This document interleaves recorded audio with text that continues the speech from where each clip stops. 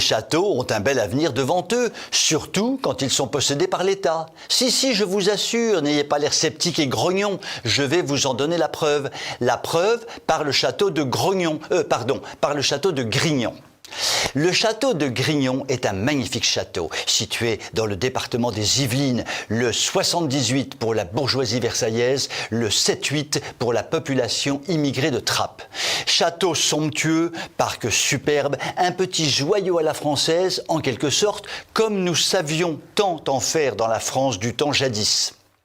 Concernant cette belle bâtisse, l'État vient d'agir en 2 actes successifs que n'aurait pas renié l'excellent Molière.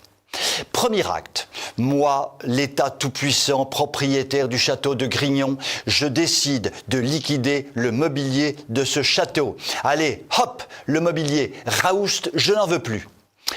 Et comment que je vais le liquider, raoust, le mobilier de ce château? Tout simplement en organisant une vente aux enchères de tout ce mobilier. C'est aussi simple que cela.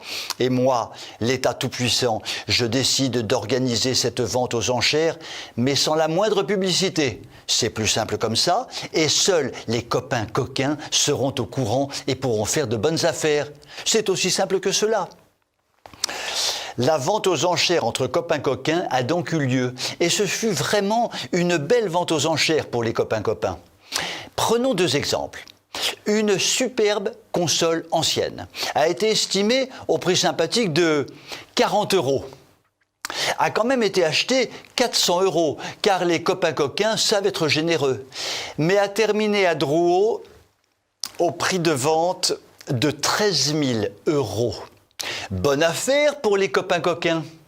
Second exemple, 20 chaises Louis XVI ont été estimées au prix sympathique de 170 €.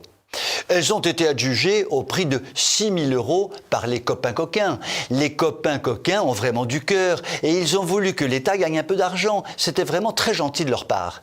Seul petit problème, le juste prix de ces 20 chaises Louis XVI est compris entre 300 et 500 000 €.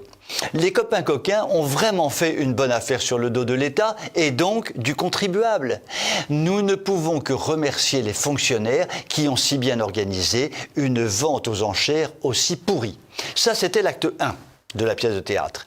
Je suis persuadé que vous, les brillants téléspectateurs de TV Liberté, avez déjà deviné ce que serait l'acte 2 de la pièce de théâtre. Mais oui, bien sûr, le château de Grignon est en train d'accueillir des dizaines et des dizaines d'immigrés clandestins.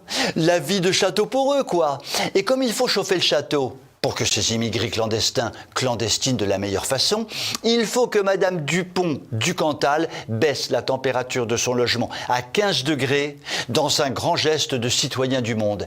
Et avec elle, le plus possible de Français doivent faire la même chose, à l'exception de Macronor, qui se les chauffe comme jamais dans son palais de l'Élysée. Après le château de Grignon, à qui le tour? Je vous souhaite une très bonne soirée.